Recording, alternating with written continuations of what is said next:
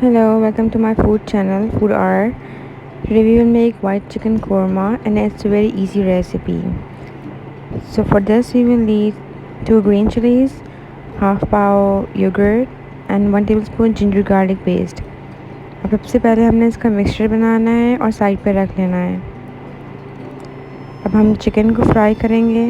आधा kilo chicken है, इसके अंदर 2 ग्लास पानी डाल देंगे and close the lid for 30 minutes.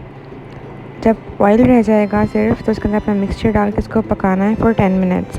आधा पाव दही डालेंगे और पकाना है इसको 15 मिनट्स. उसके बाद हमने 2 पैकेट कोरमा मसाला डालना है and mix it well for 5 to 6 minutes. Add 1 packet cream and mix it for 6 to 7 minutes. Garnish with green chilies and it's ready to serve. It's a very easy and tasty recipe. Do try it, guys. Thank you.